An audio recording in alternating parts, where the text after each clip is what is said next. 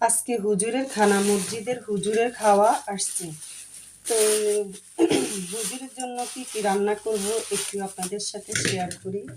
Share করতে না পারলে আমার কাছে ভালো লাগে না, যেহেতু একটু একটু ব্লগ করি, আপনাদের সাথে কথা বলতে ভালো লাগে, শেয়ার করতে ভালো লাগে। এই যে এখানে একটু মাসকলাইর ডাল নিয়েছি, এটা রান্না করব মাছ দিয়ে। আর এই যে ডিম ভুনা করব টমেটো দিয়ে।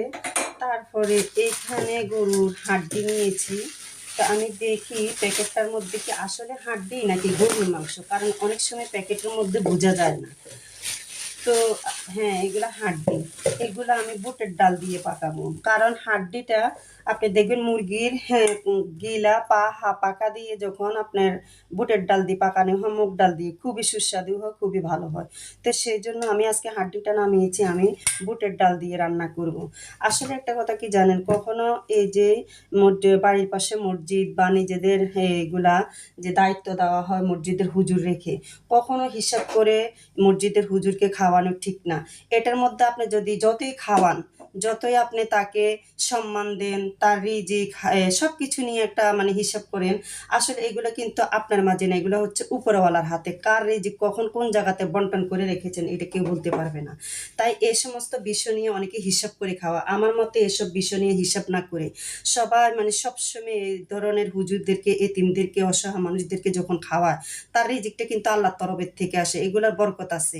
এগুলা আল্লাহর রহমতের পেরেস্তা দিয়া আপনার সংসারে রহমতের বরকত ঢেলে দিবেন। এতে আপনার কোনো কমতি নেই। এতে আপনি একটু ফলো করে দেখবেন, এই জিনিসগুলোর থেকে আপনার একটি রহমতের বরকত আসবে আপনার ঘরে। টাকা পয়সার আয় উন্নতি হবে, এইগুলা রুজি রোজগার একটা বরকত আসবে।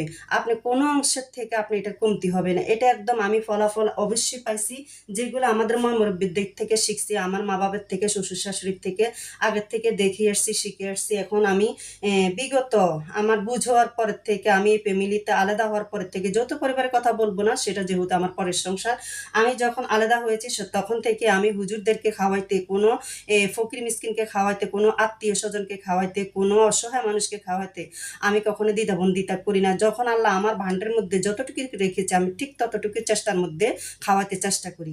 তো আমার এই ভিডিওটা কেমন হয়েছে বা আমি কি বলেছি, কি বুঝতে পেরেছেন, যদি আমার এই কথাগুলো ভিডিওটা আপনাদের কাছে ভালো লাগে, অবশ্যই আমার পাশে থাকবেন, সাপোর্ট করেন, লাইক কমেন্ট করবেন।